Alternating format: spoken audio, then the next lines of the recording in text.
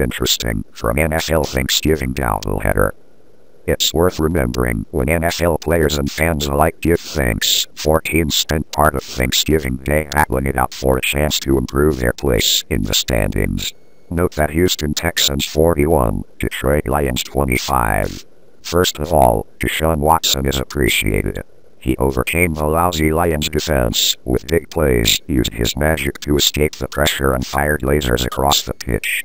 Observers realized that Deshaun Watson continued to carry Houston Texans 4-7 with suffocating throws and mighty play. It's great when Watson tossed 4 TDs, 2 over 25 air yards, and completed 17 of 25 passes for 318 yards and a 150.4 passer rating. We have to realize that Watson relies on Will Fuller and Brandin Cooks. Fuller tortured the Lions corners with his speed, catching 6 passes with a whopping 171-yard range and twice TDs. Texans TD is finally a great call from OC Tim Kelly. A lingering flea flash that caused Fuller to expand without defender within 20 meters injected some gravity points into a match that felt like it had been injected with tryptophan early in the competition. Overall, there wasn't much difference in the overall roster on Thursday's match, except for one team with Watson and the other not. A year in which Watson is playing much better than the 4 wins his team recommends, QB has reminded the national audience that he is one of the best callers in the NFL. The second is essential that we should recognize that both clubs are off to a bad start. It was very worrying when the Lions were careless with a football when they turned the situation 3 consecutive goals after the opening score. It's good news that Houston shot itself in the foot too, with 1 fumble and a bunch of penalties. In the first 2 quarters, the Texans took 8 penalties within 65 yards. The excitement was redundant, however, as in the first half included a total of 4 turns, 95 meters in penalties, 1 PAT, missed and 1 out-of-bounds shot and ended up with poor clock management. The second is essential that we should recognize that both clubs are off to a bad start. It was very worrying when the Lions were careless with a football when they turned the situation 3 consecutive goals after the opening score. It's good news that Houston shot itself in the foot too, with 1 fumble and a bunch of penalties. In the first 2 quarters, the Texans took 8 penalties within 65 yards.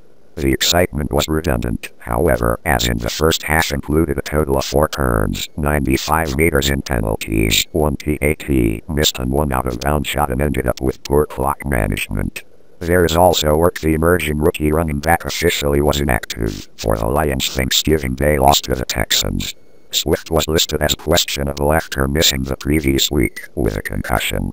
The Lions had scored at least 20 points in every other game this season, with Swift pacing the backfield with 4.7 yards per carry, 6 touchdowns and 31 receptions. The third is that people easily recognize that the Lions' offense couldn't take advantage of a defense that struggled all year. Some say that while they are persistent when setting up a race against the league's worst defense, the Lions can't go in the right direction early, earning only 2.5 yards per shot over 17 serve in the first half.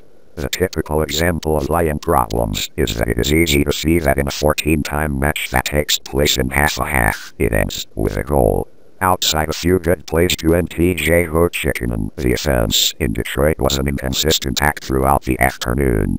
So to open the third inning, Detroit finally took advantage of the bad Texas D-runners, staying for 10 consecutive innings to open the inning while leading 9 points.